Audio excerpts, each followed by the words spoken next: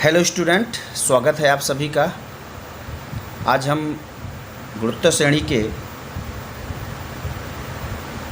आगे के क्वेश्चंस का सलूशन करेंगे। मैंने पिछले वीडियो में आप लोगों को क्वेश्चन नंबर 1 से लेकर क्वेश्चन नंबर 18 तक के प्रश्नों का हल, जो महत्वपूर्ण प्रश्न थे उनका हल मैंने भेजा हुआ था। अब हम लोग आगे आज 18 नंबर के आगे, जो क्वेश्चन नंबर 18 है उसके आगे हम लोग जो भी क्वेश्चंस है उनका सलूशन करेंगे। ठीक है, इसी क्रम में क्वेश्चन नंबर मैं देखता हूँ 20 नंबर। प्रश्न बोला है कि दिखाइए कि दो सीक्वेंस दिए गए हैं। ध्यान दीजिए, पहला सीक्वेंस जो है आपका, पहला जो अनुक्रम है वो दिया गया है A are square dot dot dot so on. दूसरा जो अनुक्रम दिया गया है प्रश्न में वो है आपका a capital R a are square dot dot dot so on. प्रश्न ये बोल रहा है कि इनके संगत पदों के गुणनफल से जो अनुक्रम प्राप्त हो रही है वो गुरुत्व श्रेणी है, मुझे सिद्ध करना है। तो संगत पदों के गुणनफल से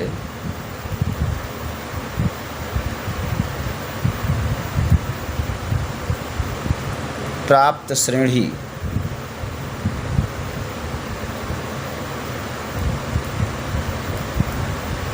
क्या होगा? संगत का मतलब पहले का पहले से, दूसरे का दूसरे से, तीसरे का तीसरे से गुणा करना है। ठीक है ना। तो small a capital A, small a capital A, small r capital are, small a capital A are square capital R square dot dot dot so on. अब देखिए, हमको ये श्रेणी प्राप्त हो गई। अब हमें ये सिद्ध करना है गुरुत्व श्रेणी में है या गुरुत्व श्रेणी में होती है। एक तरीके से थ्योरम भी है, एक तरीके से आप कह सकते हैं। ठीक है ना। तो कंसीडर करिए, let us consider T2 by T1। Small a capital A r capital R divided by a capital A cancel हो गया, आपके पास वैल्यू क्या बची? Small r capital R. T3 by T2 calculate करिए, a are square capital R square whole divided by small a capital A small r capital R. यहाँ से cancel होगा, एक आर से आर कैंसिल हो जाएगा, कैपिटल आर से एक कैपिटल आर कैंसिल होगा, बचेगा क्या? Are capital are. इसी प्रकार से जब आप T4 बाई T3 कैलकुलेट करेंगे तब भी आपको वैल्यू ऐसे ही मिलेगी। अतः प्राप्त अनुक्रम GP में होंगे। ठीक है। पूछा है सार्वनुपात ज्ञात कीजिए, जिसका सार्वनुपात स्मॉल आर कैपिटल आर होगा। ठीक है ना। ये क्वेश्चन नंबर आपका 20 हो गया। अब हम आगे कुछ और क्वेश्चंस पर विचार करते हैं। क्वेश्चन नंबर हम लेते हैं आपका 21। क्वेश्चन कह रहा है ऐसे 4 पद ज्ञात कीजिए जो गुरुत्व श्रेणी में हो, जिसका तीसरा पद प्रथम पद से 9 अधिक हो, दूसरा पद चौथे पद से 18 अधिक हो। अब ध्यान से सुनिए, हमने पिछले वीडियो में आपको बताया हुआ था कि संख्या वाले क्वेश्चन में हमने कुछ कंडीशंस बताई थी कि आप कौन कौन से संख्याएं मान सकते हो, लेकिन इस प्रश्न में संख्याओं का गुणनफल नहीं दिया गया है।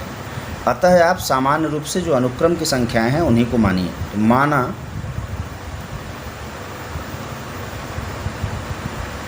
GP के 4 पद A R square A R cube हैं। ठीक है। अब देखो बेटा, इसका पहला पद ए है। ठीक है ना। सार्वनुपात क्लियरली आर है। तीसरा पद आपका ए आर स्क्वायर है, चौथा पद आपका ए आर क्यूब है। अब प्रश्न क्या कह रहा है कि तीसरा पद प्रथम पद से 9 अधिक है। अकॉर्डिंग टू क्वेश्चन, तीसरा पद प्रथम पद से 9 अधिक, यानी ए आर स्क्वायर तीसरा पद है, प्रथम पद आपका ए है प्लस 9, यानी आपको मिल रहा है A are square minus A is equal to 9। इसे आप इक्वेशन नंबर 1 मान लीजिए। तथा दूसरा कंडीशन क्या है? बोला है कि दूसरा पद चौथे से 18 अधिक है। दूसरा पद है आपका ए आर, चौथे से 18 अधिक है, यानी ए आर क्यूब प्लस 18। ठीक है भैया। तो क्या हो जाएगा, A R minus A R cube is equal to हो गया 18। इसे आप चाहे तो मान लीजिए समीकरण नंबर 2। अब आप देखें अगर इसमें से तो ए कॉमन है तो आर स्क्वायर माइनस 1 बचेगा, और यहाँ भी ए कॉमन लेंगे, ए आर कॉमन ले लीजिए तो 1 माइनस आर स्क्वायर बचेगा। तो आप निकाल ही लीजिए, ज़्यादा बेहतर होगा। इम्प्लाइज दैट ए कॉमन ले लीजिए, आर स्क्वायर माइनस 1 बचा इज इक्वल टू 9, इसे 1 मानिए, और यहाँ पे ए आर कॉमन लीजिए, 1 minus R square is equal to 18 बचा, इसे 2 नंबर मानिए। अब देखिए कुछ चीज़ें कॉमन हो रही हैं, ए कॉमन है, आर स्क्वायर माइनस 1 है, यहाँ पे 1 माइनस आर स्क्वायर है, कोई प्रॉब्लम नहीं है, दोनों में कुछ ना कुछ कॉमन है। तो बेहतर है कि आप दोनों को डिवाइड कर दीजिए ताकि कुछ वैल्यू कट जाए। उसे भी गुणोत्तर श्रेणी में हम लोग क्या करते हैं, अगर इक्वेशन बन रहे हैं तो डिवाइड करने से हमको क्या होता है, फ़ायदा हो जाता है। तो समीकरण नंबर 2 डिवाइडेड बाई समीकरण नंबर 1, ठीक है। ये बचा आपका A R 1 minus R square whole divided by A are square minus 1 is equal to 9 by 18 by 9, चूँकि हमने T2 बाई T1 कर दिया, सॉरी इक्वेशन नंबर 2 में इक्वेशन 1 से डिवाइड किया है, तो 9 2 जा 18 हो गया। ए से क्या हो जाएगा, कैंसिल हो जाएगा। अब बचेगा क्या आपका, ये देखो 1 माइनस आर स्क्वायर माइनस 1 है, ठीक है भैया। तो अभी आपको करना क्या है, ये 1 माइनस आर स्क्वायर है, यहाँ पे आर बच रहा है, ध्यान दीजिएगा, और ये आर स्क्वायर माइनस 1 है। अगर हम चाहें तो इसे यहीं पे कैंसिल भी कर सकते हैं, ठीक है ना। अगर हम चाहें तो इसे आराम से कैंसिल भी कर सकते हैं, 1 माइनस आर स्क्वायर है तो कैंसिल हो ही सकता है, ठीक है ना। हमारी बात समझ पा रहे हैं हम क्या कह रहे हैं ना। अगर हम चाहें तो माइनस कॉमन लेकर के यहाँ पे कैंसिल कर दें, कर ही दीजिए, ज़्यादा बेहतर है। देखते हैं क्या मिलता है, 1 minus R square divided by, यहाँ माइनस कॉमन ले लीजिए तो 1 minus R square is equal to हो गया 2, ये कैंसिल हो गया, hence R is equal to क्या मिला आपको, -2 मिला, ठीक है ना। आप क्रॉस मल्टीप्लाई करके इसका सलूशन कर सकते हो, आर की वैल्यू निकाल सकते हो, लेकिन मुझे ज़्यादा बेहतर लगा कि आर की एक वैल्यू मुझे मिल रही है -2, हम उसी से क्या करते हैं, इसका सलूशन करते हैं, ठीक है ना। अब आर का मान अगर आपके पास -2 मिल गया तो समीकरण 1 में या 2 में आर का मान रख दीजिए। समीकरण 1 में आर बराबर -2 रखने पर, जैसे ही आप आर की वैल्यू रखेंगे तो -2 का स्क्वायर 4 में से कितना होगा, 3, तो 3 ए बराबर 9 हो जाएगा, तो ए बराबर कितना होगा, 3 हो जाएगा, ठीक है भैया। तो संख्याएं क्या हुई आपकी, आपने क्या माना है, ए की वैल्यू 3 है, ए आर -6 हो जाएगा, फिर 12 हो जाएगा, फिर -24 हो जाएगा, यही आपका आंसर होगा, ठीक है। अच्छे से आप लोग समझ रहे होंगे, ठीक है ना। अब चलिए हम आगे बढ़ते हैं।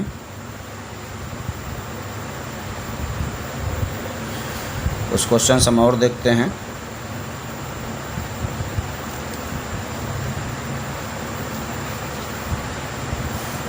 अब इसी पर आपका क्वेश्चन नंबर, इसमें हम लोग 22 और 23 भी देख लेते हैं। बहुत इंपॉर्टेंट क्वेश्चन है, बहुत ही इंपॉर्टेंट क्वेश्चन है। यदि किसी गुणोत्तर श्रेणी का पीवां पद, क्यूवां पद, आरवां पद क्रमशः स्मॉल ए बी सी हो तो सिद्ध करो इतना। तो according to question T P is equal to A, T Q is equal to B, और टी आर की जो वैल्यू है वो सी दी गई है, गिवन है, ये हमको कुछ यहाँ पे करना नहीं है, ये गिवन है। अब देखो हमारे साथ एक समस्या है, अगर ऐसे क्वेश्चन हो जिसमें ए बी सी ऑलरेडी दिया गया हो, यानी स्मॉल ए ऑलरेडी दिया गया है, और हमारा जो फार्मूला बना है फर्स्ट टर्म हम ए लेते हैं, तो आप वहाँ पे अपना जो फर्स्ट टर्म है और जो कॉमन रेशियो है यानी सारोनुपात है उसको आप चेंज कर सकते हो, ठीक है ना। तो आप मान लीजिएगा, माना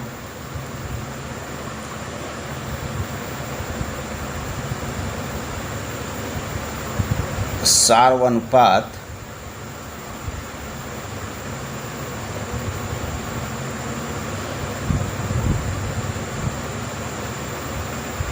कैपिटल आर व प्रथम पद x है, या कैपिटल ए मान लो, जैसी आपकी इच्छा हो, आपके ऊपर डिपेंड करता है कि आपको करना क्या है, ठीक है। तो ये हो जाएगा आपका x r to the power p -1 is equal to a, ये क्या हो जाएगा, x r to the power Q minus one is equal to b. ये क्या हो जाएगा, x are to the power are minus one is equal to c. ठीक है भैया, इसे आप इक्वेशन नंबर 1 मान लीजिए, इसे आप इक्वेशन नंबर 2 मान लीजिए, इसे आप इक्वेशन नंबर 3 मान लीजिए। अब देखिए आपको सिद्ध क्या करना है, सिद्ध जो करना है उसी का हम LHS लेते हैं, यानी हम लेफ्ट हैंड साइड लेते हैं क्वेश्चन का, a to the power Q minus are b to the power are minus P c to the power P minus P. ठीक है, this will be equal to, अब आप क्या करिए, ए बी सी की जो वैल्यू है ला करके इसी इक्वेशन में रख दीजिए। तो ये हो जाएगा x are to the power P minus one whole to the power Q minus are, B की वैल्यू है X are to the power Q minus one whole to the power are minus P, C की value है X are to the power are minus one whole to the power P minus Q. अब इसको आप simplify कर दीजिए, X to the power Q minus are to the power P minus one into Q minus R into X to the power are minus P, capital R to the power हो गया Q minus one into R minus P, ठीक है, into X to the power P minus Q into R capital R to the power are minus one into P minus Q. ठीक है, base same है तो गुणा में घात क्या होते हैं, जुड़ जाते हैं। अब आप देखिए ये सिंपल हो गया question, Q minus R plus R minus P plus P minus Q, सब कैंसिल हो जाएगा, पी से पी कैंसिल होगा, आर से आर कैंसिल होगा, क्यू से क्यू कैंसिल होगा, इंटू इसी प्रकार आर के पावर में भी जब इनका मल्टीप्लिकेशन करके ऐड करोगे तो सारी बातें कैंसिल हो जाएंगे। तो हम यहाँ डायरेक्ट लिख देते हैं, इस बात को ध्यान दीजिएगा, आपको ये करना होगा। ठीक है ना, इनका गुणा करके तब उसको ऐड करना होगा। तो X power 0 into capital R power 0 and that is 1, ये आपका प्रूफ हो गया। Hence LHS is equal to क्या हो गया, RHS हो गया। ये आपका क्वेश्चन नंबर 20 था। इसके बाद हम लोग लेते हैं क्वेश्चन नंबर 23। क्वेश्चन नंबर 23 क्या कह रहा है कि यदि किसी गुणोत्तर श्रेणी का प्रथम पद यदि किसी गुणोत्तर श्रेणी का प्रथम तथा nवां पद क्रमशः A तथा B हो। ध्यान से समझिएगा क्या प्रश्न बोल रहा है, यानी प्रथम पद दे रखा है उसने A, ठीक है, nवां पद दे रखा है उसने B, यानी Tn इज इक्वल टू दे रहा है B। बोला है कि एवं n पदों का गुणनफल हो, कौन, P क्या है, n पदों का गुणनफल है, तो सिद्ध कीजिए P square is equal to AB to the power n whole power n है। तो P बराबर दिया है n पदों का गुणनफल। ठीक है, तो n पदों का गुणनफल का मतलब क्या होगा, अगर आपकी श्रेणी जो है पहला पद A है, आप मान लीजिए सार अनुपात कितना है, R है। इस क्वेश्चन में आप बाकायदे लिख लीजिएगा कि माना सार अनुपात R है, तो R है तो श्रेणी क्या बनेगी, AR square dot dot dot so on. इसको ध्यान दीजिएगा, A इम्पॉर्टेंट है, AR to the power n minus one. चूँकि पदों की संख्या यदि n हो तो जो श्रेणी बनेगी आपको A मिलेगी, और उनका हमको क्या करना है, गुणनफल करना है, उसका मान क्या है, P है। अब इस टाइप का क्वेश्चन हम एक समांतर श्रेणी में भी और आपको उस लास्ट वीडियो में मैंने बताया हुआ है इनका गुणा करके। तो A के पावर 1 1 1 1 1 n टाइम्स क्या हो गया, A पावर n, R के पावर क्या हो जाएगा 1 plus 2 plus dot dot dot so 1 plus n minus 1, यानी 1 से लेकर n माइनस 1 तक का योग। बेटा देखो एक चीज़ तुम लोग समझ लो, सिग्मा n जो होता है, अभी आगे टॉपिक में हम बताएंगे भी, n इंटू n प्लस 1/2 होता है। प्रथम n प्राकृतिक संख्याओं के योगफल को सिग्मा n से निरूपित करते हैं और उसकी वैल्यू होती है n इंटू n प्लस 1/2। तो यदि हम n माइनस 1, प्रथम n माइनस 1 तक की संख्याओं का योगफल निकालें, देखिए यहाँ पे पदों की संख्या n है, माइनस 1 है, ठीक है ना, तो जहाँ जहाँ n है इस फार्मूले में वहीं वहीं क्या हो जाएगा, n माइनस 1 हो जाएगा। तो कुल मिलाकर हो जाएगा n इंटू n माइनस 1/2।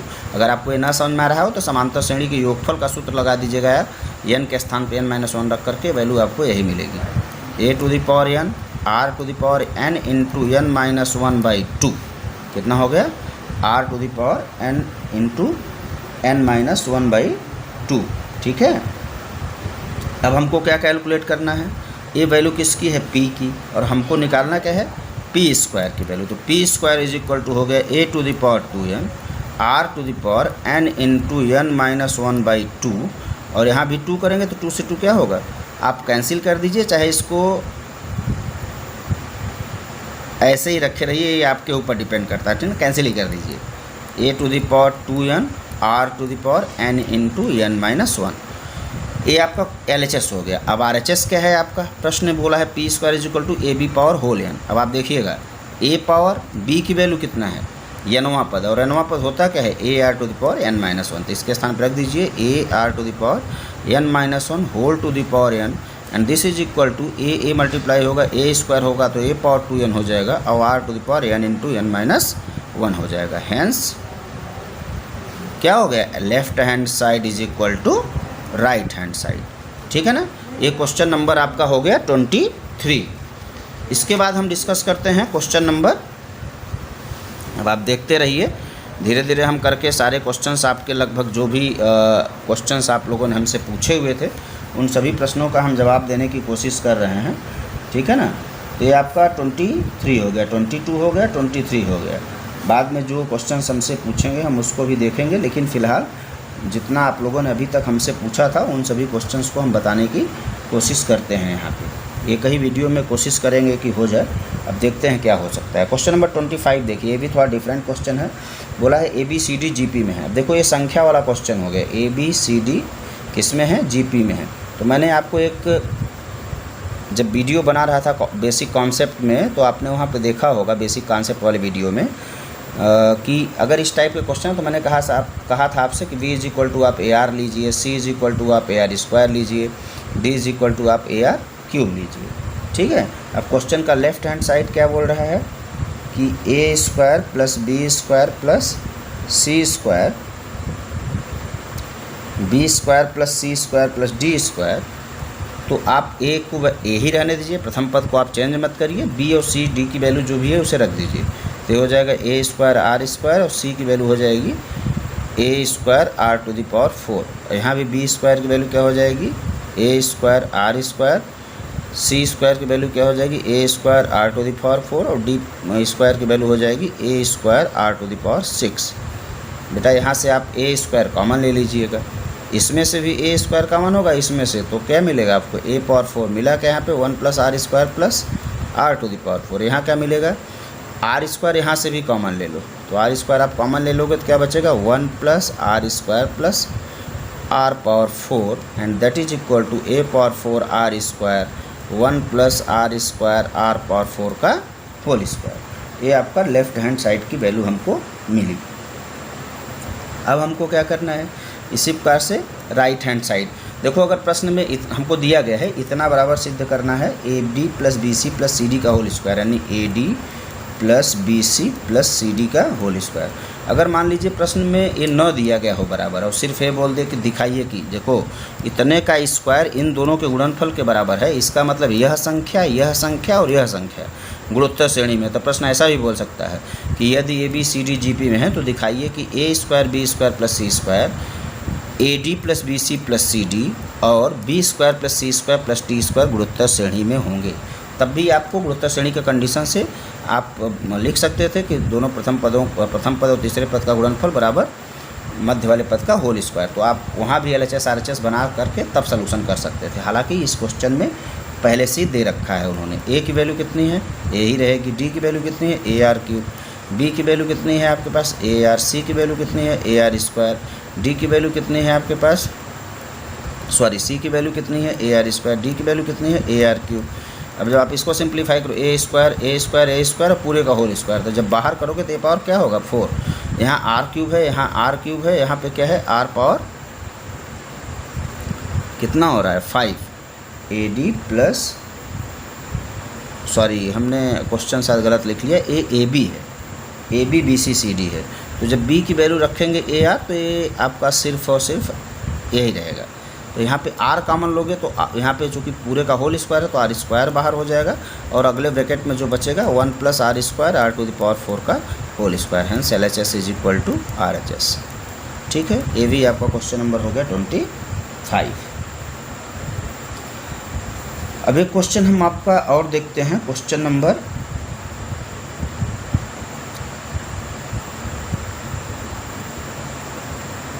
27। ये भी अच्छा क्वेश्चन है, समांतर माध्य में भी इस टाइप का एक क्वेश्चन था कि n का मान ज्ञात कीजिए यदि, प्रश्न से आप लिख सकते हैं इसको। देखिए प्रश्न आप पूरा पढ़िएगा अच्छे से, उसके बाद लगाने की कोशिश करिएगा।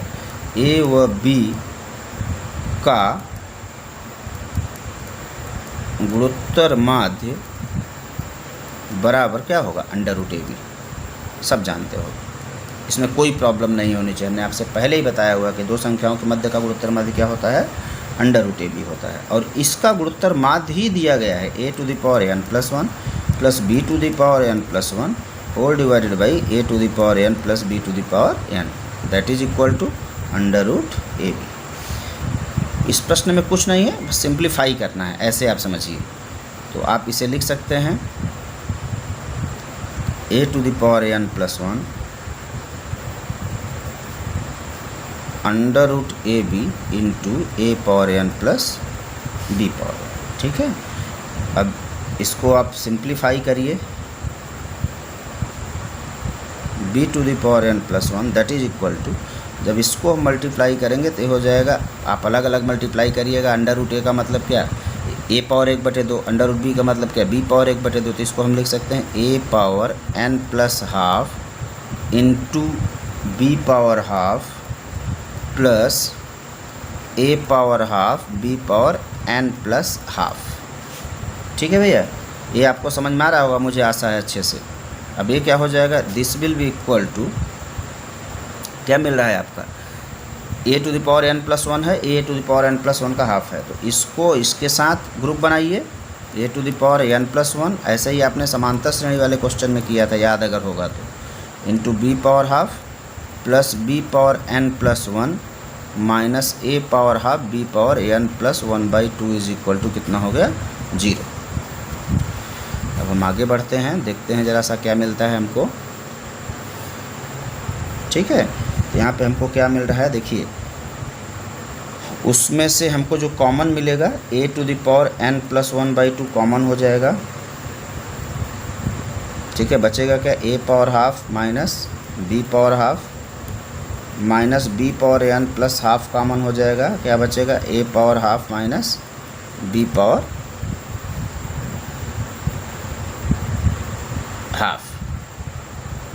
ठीक है, इज इक्वल टू क्या हो गया, 0। ठीक, अब देखिए इसको क्या लिख सकता हूँ, a⁴½ minus b⁴½ into a⁴n + ½ minus b⁴n + ½ is equal to 0। देखो दो कंडीशन होती हैं, अगर इस टाइप के खंड आ जाएं तो इसका मतलब या तो यह 0 होगा या तो यह 0। यह 0 अगर कर देंगे तो a की वैल्यू b के बराबर हो जाएगी, जबकि ऐसे प्रश्नों में a की वैल्यू b के बराबर नहीं हो सकती है। हमारा 0 कौन होगा, फिर a 0 होगा। तो a⁴n + ½ minus b⁴n + ½ is equal to 0, that is equal to a⁴n + ½ is equal to हो गया b⁴n + ½ implies that a/b⁴n + is equal to कितना होगा, 1 को हम लिख सकते हैं a/b⁴0। यही काम आपने समांतर श्रेणी वाले क्वेश्चन में भी किया था। बेस इक्वल हो गया तो पावर क्या हो जाएंगे, बराबर हो जाएंगे। n is equal to -1/2 is required solution of a given question. ठीक है, इसके बाद एक क्वेश्चन हमसे पूछा गया था, क्वेश्चन नंबर 28। इसको भी आप देखें। देखो भैया, प्रश्न बोल रहा है कि दो संख्याओं का योगफल उनके गुणोत्तर माध्य का 6 गुना है। तो दिखाइए कि संख्याएं 3 + 2√2 तथा 3 - 2√2 के अनुपात में। ठीक है ना, माना, ऐसे क्वेश्चन में तुरंत माना संख्याएं a व b हैं। ठीक है, हमने क्या मान लिया, संख्याएं आपकी क्या हैं, a और b हैं। प्रश्न क्या कर रहा है इनका गुणोत्तर माध्य क्या हो जाएगा, √AB हो जाएगा। ठीक है भैया। अब उसने क्या बोला है, प्रश्न में क्या बोल रहा है कि संख्याओं का योगफल अकॉर्डिंग टू क्वेश्चन गुणोत्तर माध्य का 6 गुना है, यानी A + B = 6√AB। ठीक है, ये हमको दिया गया है और हमको अनुपात निकालना है उन दोनों संख्याओं के बीच का। आपके पास 2 विधियां हैं। अगर आपको A और B की वैल्यू निकालनी ही है, मान लेते हैं A और B का अनुपात निकालना ही है आपको, तो आप किसी भी तरीके से इसको सॉल्व करके आपको वैल्यू निकालनी है A और B की। अब लगाने के डिफरेंट मेथड होते हैं, लेकिन जो सबसे सरल मेथड है मैं वही कोशिश करता हूँ कि आपको बताऊँ। ठीक है, ये 6√AB है, ध्यान दीजिएगा। अगर मैं इसको परफेक्ट स्क्वायर बना दूं, और ये पॉसिबल भी है, आराम से हम बना भी सकते हैं। यदि इसको हम परफेक्ट स्क्वायर बना दें, एक तरीका ये है कि हम इसको परफेक्ट स्क्वायर बना दें, और दूसरा तरीका है कि आप, चलिए हम उसी को देखते हैं, A + B / √AB = हो गया 6। देखिए, मैं सोच रहा था कि पहले पूर्ण वर्ग बना के बताऊं, फिर मुझे लगा कि नहीं, वो थोड़ा सा कॉम्प्लिकेटेड हो जाएगा आपके लिए, इसलिए मैंने इस मेथड का चयन किया है। यहाँ पे इसको कई प्रकार से लगाया जा सकता है इस क्वेश्चन को। तो ये आपका हो गया A + B / √AB। ठीक है, और आप ज़्यादा बेहतर है कि इसको 3 कर दीजिए और 2 को यहाँ ले लीजिए। आप CD रूल का नाम आपने सुना होगा, कंपोनेंडो एंड डिविडेंडो रूल, योगांतर अनुपात का नियम। क्या कहता है, हम अभी अनुपात का नियम आपको डायरेक्ट बता देते हैं। A/B = C/D हो अगर, तो अंश में हर को जोड़ दीजिए। बाकी हम कभी अगर वीडियो जब लाइव होंगे कभी, तो हम आपको इसको समझा देंगे कैसे आया। तो अंश में हर को जोड़िए, बटे अंश में हर को घटाइए, और ये काम आपको दोनों साइड में करना है, C + D C - D। देखिए, A + B / A - B, C + D / C - D। ठीक है ना, ये काम आपको दोनों पक्षों में करना है। तो आप जब कंडीशंस ऐसी मिले आपको और ऐसा महसूस हो आपको कि हमको CD रूल यूज करने से वैल्यू आसानी से कैलकुलेट हो जाएंगी, उसमें आप ज़रूर इसको अप्लाई करिए, बहुत सरल हो जाता है क्वेश्चन। तो यहाँ पे लिखिएगा यूजिंग CD रूल, ये हो जाएगा आपका A + B + 2√AB। जो हमको, देखो मैं यहाँ पे क्या कर रहा हूँ, अंश में हर को जोड़ रहा हूँ, बटे अंश में हर को घटा रहा हूँ। ध्यान दीजिएगा सब लोग बात। = हो जाएगा 3 + 1/3 - 1, और सरल भी हो गया। देखिए आप, ये क्या हो गया आपका A + B 2√B, तो ये क्या हो जाएगा √A का होल स्क्वायर प्लस √B का whole square plus 2 times of √A √B divided by √A का होल स्क्वायर प्लस √B का whole square minus 2 times of √B = 4/2। ठीक है ना, हम एक काम यहाँ पे डायरेक्ट कर सकते हैं। तो वही मैं कह रहा था कि यहाँ पे चाहूँ तो वर्ग बना सकता हूँ, लेकिन मुझे लगा कि आपको समझाने के लिए बेहतर तरीका है इसको यूज किया जाए। तो ये हो जाएगा √A प्लस √B का whole square divided by √A minus √B का होल स्क्वायर = हो गया 2/1। ठीक है भैया। अब आपको क्या करना है, देखिए ये होल स्क्वायर है, ये भी होल स्क्वायर है। तो आप अगर अगले स्टेप में जाते हैं, हम लोग अगले पेज पर चले जाते हैं।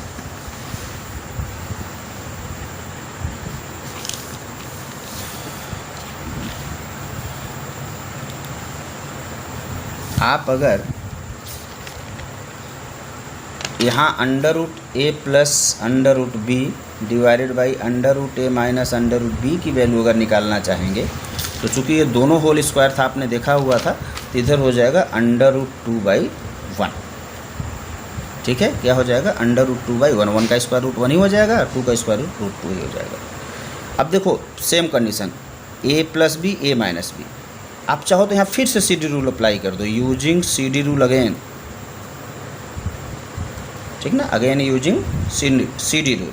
तो क्या हो जाएगा √A plus √B plus √A minus √B whole divided by under root A plus under root B minus under root A plus under root is equal to √2 + 1 divided by √2 - 1। यह ध्यान दीजिएगा, जो आप LHS में अप्लाई करिएगा वही आपको RHS में, आपने अंश में हर को जोड़ा तो यहाँ भी अंश में हर को जोड़ा, अंश में हर को घटाया तो अंश में हर को घटाया, b से b कैंसिल हुआ, a से a कैंसिल हुआ, 2 times of √a divided by 2 times of √b is equal to √2 + 1 divided by √2 - 1। 2 से 2 क्या हो गया, कैंसिल हो गया। हमें वैल्यू किसकी निकालनी है, या तो हम वैल्यू निकालें a:b का, ठीक है, या तो हम वैल्यू निकालें b:a का, दोनों वैल्यू निकालो, कोई भी सब सही है। हमें a/√b की वैल्यू पता है, तो आप यहाँ पे क्या करिए, वर्ग कर दीजिए। ये क्वेश्चन अच्छे से समझ लीजिएगा, क्योंकि इस टाइप के क्वेश्चंस बहुत बार पूछे जाते हैं, कंपटीशन में भी पूछे जाते हैं, और हो सकता है कि और बुक में भी इस टाइप के ढेर सारे क्वेश्चंस मिले। इवन आपका क्वेश्चन नंबर 29 भी सेम ऐसे ही सोल्यूशन आप चाहो तो कर सकते हो। वर्ग करिएगा तो a/b इज इक्वल टू क्या हो जाएगा, √2 + 1 डिवाइडेड बाई √2 - 1 का होल स्क्वायर। अलग अलग कर देता हूँ। ओपन करिएगा, 2 + 1 + 2 √2 डिवाइडेड बाई 2 + 1 - 2 √2। देखो भैया, ये हो गया 3 + 2 √2 डिवाइडेड बाई 3 - 2 √2। ये a/b की वैल्यू हो गई। Hence a such that b is equal to 3 + 2 √2 such that 3 - 2 √2। शायद यही आपको सिद्ध करना था। आप क्वेश्चन अपना देख लें। जी हाँ, यही आपको सिद्ध करना था। आपका सलूशन है हो गया। कौन सा क्वेश्चन हुआ, क्वेश्चन नंबर आपका हो गया 28, ठीक है। और 29 में बोला कि यदि ए और जी धनात्मक संख्याओं के बीच क्रमशः समांतर मात्रा गुणोत्तर माध्यम सिद्ध करिए कि संख्याएं इतना है। तो आप उस क्वेश्चन को अपने से करने की कोशिश करिएगा। सेम यही है, a + b/2 is equal to capital A, √ab is equal to capital G ले लीजिएगा, और वहाँ पे आप वैल्यू कैलकुलेट कर लीजिएगा a और b की ही। अब जैसे भी आप कैलकुलेट करना चाहो, ये आपके ऊपर डिपेंड करता है। सेम मेथड चाहो तो वहाँ पे CD रूल भी अप्लाई करके इसी प्रकार उस क्वेश्चंस को लगा सकते हो। तो आपके लिए होमवर्क है, आप उसको अपने से करिएगा। यदि आपको नहीं आएगा तो आप हमसे फिर उस पर डिस्कस करिएगा, ठीक है। इसके बाद हम लोग क्वेश्चन डिस्कस करते हैं। आपका क्वेश्चन नंबर जो है 30, एक क्वेश्चन इसको भी देख लेते हैं, उसके बाद हम अपना वीडियो क्लोज करते हैं, ठीक ना। तो हम 30 नंबर क्वेश्चन एक और आपका देख लेते हैं, क्योंकि मुझे लगता है कि इस टाइप के क्वेश्चन एक बता देना चाहिए, इसलिए मैं आपको इस क्वेश्चन को बता दे रहा हूँ। क्वेश्चन नंबर 30 देखें क्या कह रहा है। किसी कल्चर में बैक्टीरिया की संख्या प्रत्येक घंटे के पश्चात दुगनी हो जाती है। यदि प्रारंभ में उसमें 30 बैक्टीरिया उपस्थित थे तो बैक्टीरिया की संख्या दूसरे, चौथे तथा 90 घंटे बाद क्या होगी। तो सलूशन देखें। प्रारंभ में जो बैक्टीरिया है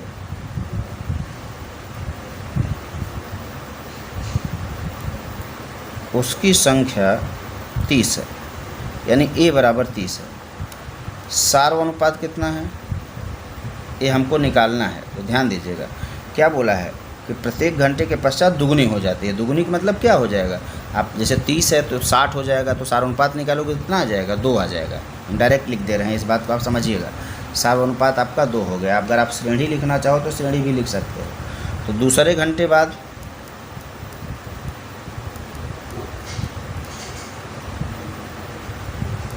बैक्टीरिया की संख्या क्या होगी, हो जाएगी AR², यानी 30 × 4 = 120, ठीक है ना। फिर चौथे घंटे के बाद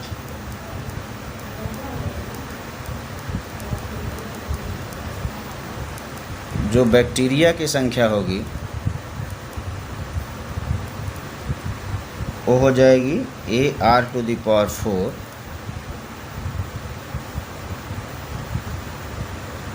ए की वैल्यू आपकी 30 है, 2 दूना 4 दूना 8 दूना 16, यानी 480। पूछा है n घंटे बाद, तो n घंटे बाद बैक्टीरिया की संख्या is equal to what, AR⁴n। कितना होगा, AR⁴n। ये क्या हो जाएगा, 30 × 2⁴n। यही आपका आंसर हो गया, ठीक है। अच्छे से आप लोग इस क्वेश्चन को देख लीजिएगा, और इस टाइप के जितने भी क्वेश्चन हैं उन सभी को देख लीजिएगा। एक लास्ट क्वेश्चन भी हम देख लेते हैं। क्वेश्चन नंबर 32 है। उसको भी हम लोग देख ही लेते हैं। किसी द्विघात समीकरण के मूलों के समांतर माध्य एवं गुणोत्तर माध्य क्रमशः 8 तथा 5 है, द्विघात समीकरण ज्ञात कीजिए। तो मान लीजिए आप लोग इस टाइप का क्वेश्चन पढ़े हुए हो कक्षा 10 में, मतलब इस टाइप का नहीं पढ़े हुए, द्विघात समीकरण पढ़े हुए हो। माना मूल अल्फ़ा व बीटा है, आप मूल अगर अल्फ़ा और बीटा मान लेते हैं तो उनका योगफल, ध्यान दीजिएगा, बोला है कि मूलों का समांतर माध्य एवं गुणोत्तर माध्य। समांतर माध्य क्या हो जाएगा मूलों का, अल्फ़ा प्लस बीटा बाई 2। दिया कितना है समांतर माध्य, 8 दिया है, तो 8 बराबर हो गया अल्फ़ा प्लस बीटा बाई 2, यानी अल्फ़ा प्लस बीटा की वैल्यू हो गई 16। ठीक है ना, इसे 1 नंबर मान लीजिए। तथा गुणोत्तर माध्य क्या दिया गया है, वो बोला है गुणोत्तर माध्य कितना है, 5 है। तो यानी अंडर रूट ए बी बराबर 5 मीन्स ए बी बराबर 25, सॉरी अल्फ़ा बीटा बराबर 25, समीकरण नंबर 2। अब क्या बनाना है मुझे, द्विघात समीकरण ज्ञात कीजिए। तो आप देखो मूलों का योग अगर पता हो जाए, मूलों का गुणनफल पता हो जाए तो द्विघात समीकरण बना सकते हो। कक्षा 10 में पढ़े हो, यही मैं बात बोला हूँ।